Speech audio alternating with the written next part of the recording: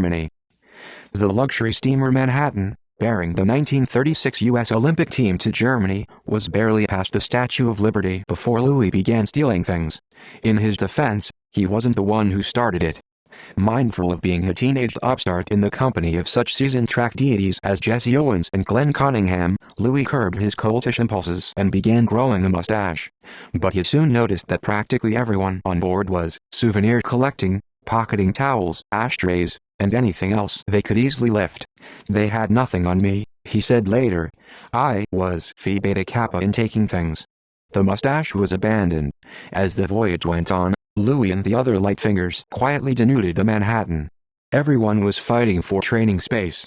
Gymnasts set up their apparatuses, but with the ship swaying, they kept getting bucked off. Basketball players did passing drills on deck, but the wind kept jettisoning the balls into the Atlantic. Fencers lurched all over the ship.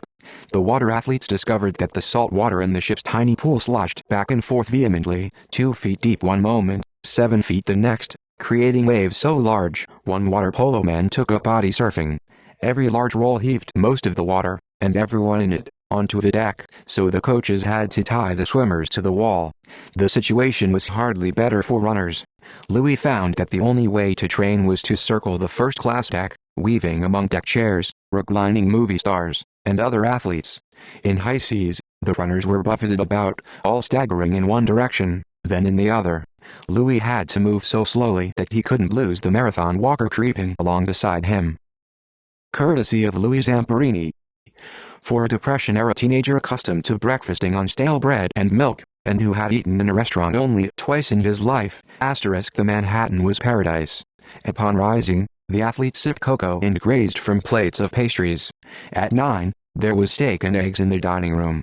A coffee break, lunch, tea, and dinner followed, nose to tail. Between meals, a ring for the porter would bring anything the heart desired, and late at night, the athletes raided the galley.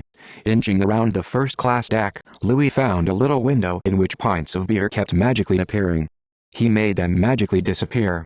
When seasickness thinned the ranks of the diners, extra desserts were laid out, and Louis, who had sturdy sea legs, let nothing go to waste. His consumption became legendary.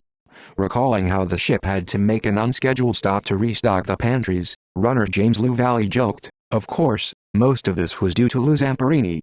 Louis made a habit of sitting next to the mountainous shot-putter Jack Torrance, who had an inexplicably tiny appetite. When Torrance couldn't finish his entree, Louis dropped onto the plate like a vulture. On the evening of July 17th, Louis returned from dinner so impressed with his eating that he immortalized it on the back of a letter: 1 pint of pineapple juice, 2 bowls of beef broth, 2 sardine salads, 5 rolls, 2 tall glasses of milk, 4 small sweet pickles, 2 plates of chicken, 2 helpings of sweet potatoes, 4 pieces of butter, 3 helpings of ice cream with wafers, 3 chunks of angel food cake with white frosting, 1.5 pounds of cherries, 1 apple, 1 orange, 1 glass of ice water. "Biggest meal I ever ate in my life," he wrote, "and I can't believe it myself, but I was there. Where it all went, I don't know." He'd soon find out.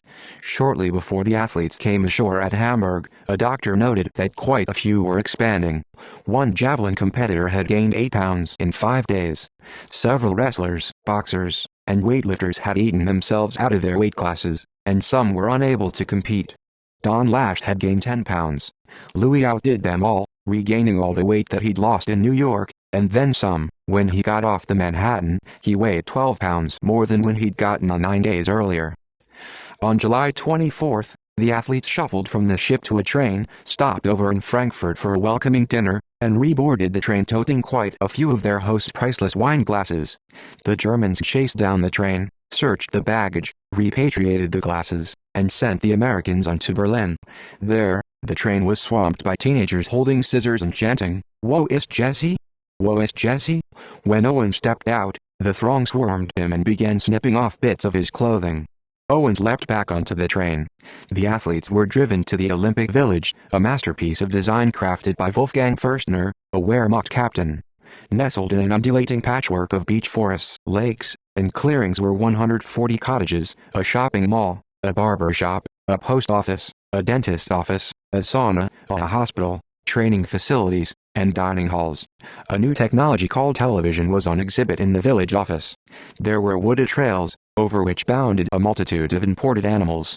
The Japanese athletes were especially taken with the deer and began feeding them treats in such volume that the Germans discreetly moved the deer out. One British wag wondered aloud where the storks were. The next day, 200 storks appeared.